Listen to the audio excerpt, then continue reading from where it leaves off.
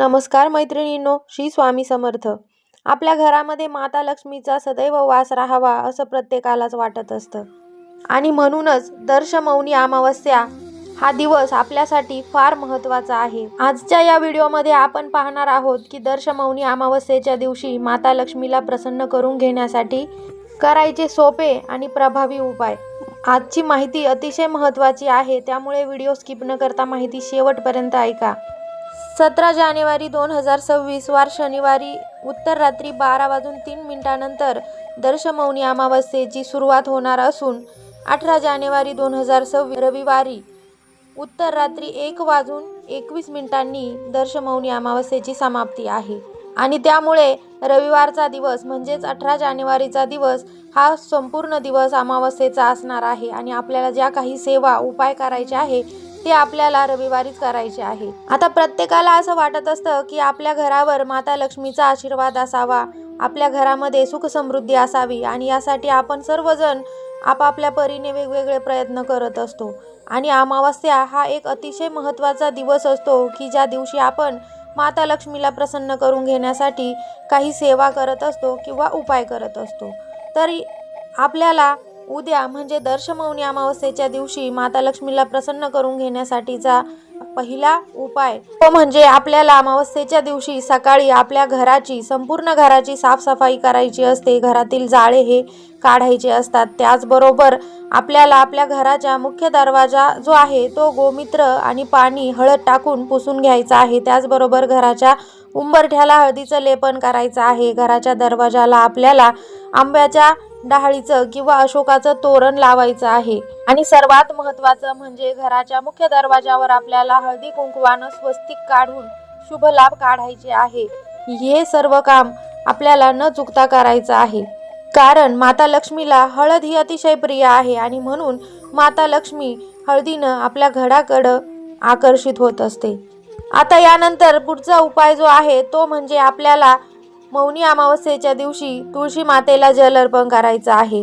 तुळशी मातेला जल अर्पण करून झाल्यानंतर एक शुद्ध गाईच्या तुपाचा दिवा लावायचा आहे आणि दिवा लावून झाल्यानंतर जेव्हा आपण पाणी अर्पण करत आहोत त्यानंतर हळद कुंकू लावून आपल्याला तुळशी मातेला 108 प्रदक्षिणा घालायच्या आहे. असं केल्याने आपली आर्थिक भरभराट होते, त्याचबरोबर कर्जातून मुक्ती होत असते आणि अमावस्येच्या दिवशी तुळशी मातेला जल अर्पण करणं हे अतिशय महत्त्वाचं मानलं गेलं आहे. आता यानंतर आपल्याला दिवसभरात आपल्या घराची जी फरची आहे त्या फरची पुसण्याच्या पाण्यामध्ये थोडंसं हळद, गोमूत्र, खडं मीठ आणि लिंबाचा रस टाकून या मिश्रणानं आपल्याला आपल्या घराची फरशी पुसायची आहे. असं केल्याने आपल्या घरामध्ये जी काही नकारात्मकता नेगेटिव्हिटी असते ती कमी होते आणि आपल्या घरामध्ये सकारात्मकतेचं वातावरण तयार होत असतं. पुढचा महत्त्वाचा उपाय म्हणजे जर तुमच्याकडे दक्षिणावर्ती शंख असेल तर त्या दक्षिणावर्ती शंखामध्ये आपल्याला मौनी अमावस्येच्या दिवशी थोडेसे तांदूळ भरायचे आहे आणि तो शंख देवघरात ठेवायचा आहे. यानंतर एक गाईच्या तुपाचा दिवा लावायचा आहे आणि आपल्या देवघरासमोर बसून जर तुमच्याकडं कमळगट्ट्याची माळ असेल तर त्या कमळगट्ट्याच्या माळीने अथवा नसल्यास आपली जी जपमाळ आहे त्या जपमाळेने 108 वेळा आपल्याला ओम श्रीम या मंत्राचा जप करायचा आहे किंवा तुम्ही लक्ष्मी गायत्री मंत्राचा देखील जप करू शकतात. या ज्या काही सेवा मी तुम्हाला सांगत आहे त्या माता लक्ष्मीला अतिशय प्रिय अशा सेवा आहे. त्यानं माता लक्ष्मी आपल्यावर प्रसन्न होत असते आणि माता लक्ष्मीचा आशीर्वाद आपल्याला मिळत असतो. आता पुढची आणि महत्त्वाची सेवा म्हणजे आपल्याला मौनी अमावस्येच्या दिवशी संध्याकाळी आपल्या घराच्या ईशान्य कोपऱ्यामध्ये एक दिवा लावायचा आहे. आता हा दिवा तुम्ही मातीचा घ्या किंवा तुम्ही स्टीलची किंवा तांब्याची निरांजन घेतली तरीही चालेल. त्या निरांजनीमध्ये आपल्याला शुद्ध गाईचं तूप टाकायचं आहे आणि लाल रंगाचा धागा जो आहे त्याची वात आपल्याला बनवायची आहे. तुम्ही कलावा सुद्धा घेऊ शकतात.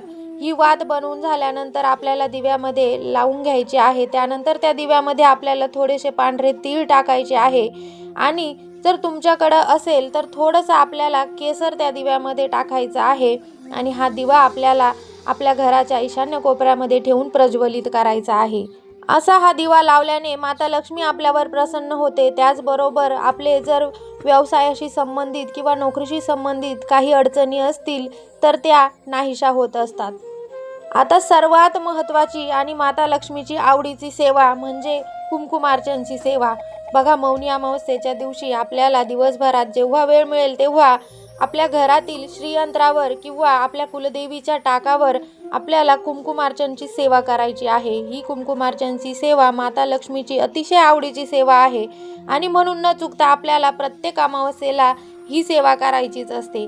कुंकुमार्चन करण्यासाठी आपल्याला आपल्या देवघरातील जे श्रीयंत्र असेल ते किंवा आपल्या कुलदेवीची जो टाक आहे तो घ्यायचा आहे किंवा तुम्ही अगदीच लक्ष्मी मातेचं स्वरूप म्हणून सुपारीसुद्धा घेऊ शकतात आणि त्यावर कुंकुमार्चन करायचं आहे. तुम्ही 108 वेळा नवार्णव मंत्राचा जप करून कुंकुमार्चन करायचं आहे किंवा श्री सुक्तमचं 16 वेळा पठण करून देखील कुंकुमार्चन तुम्ही करू शकतात. आता पुढची आणि महत्त्वाची सेवा म्हणजे बघा, मौनी अमावस्येच्या दिवशी पिंपळाच्या झाडाखाली दिवा लावायचा आहे. बघा, पिंपळाच्या झाडामध्ये आपल्या पूर्वजांचा वास असतो असं म्हणतात आणि त्याचबरोबर भगवान विष्णूंचा देखील वास पिंपळाच्या झाडामध्ये असतो आणि म्हणूनच आपल्याला भगवान विष्णूंना प्रसन्न करून घेण्यासाठी ही सेवा करायची आहे. आणि अर्थातच ज्या घरामध्ये भगवान विष्णूंची सेवा केली जाते त्या घरामधून माता लक्ष्मी आपला पाय कधीच काढत नाही. आपला आशीर्वाद सदैव माता लक्ष्मी त्या घरांवर ठेवत असते आणि म्हणूनच मौनी अमावस्येच्या दिवशी संध्याकाळच्या वेळेस आपल्याला एक दिवा घ्यायचा आहे आणि त्या दिव्यामध्ये तुम्ही गाईचं तूप घेऊ शकतात किंवा तेलही घेऊ शकतात आणि तो दिवा तुम्हाला तुमच्या घराजवळ जर पिंपळाचं झाड असेल तर त्या झाडाखाली प्रज्वलित करायचा आहे.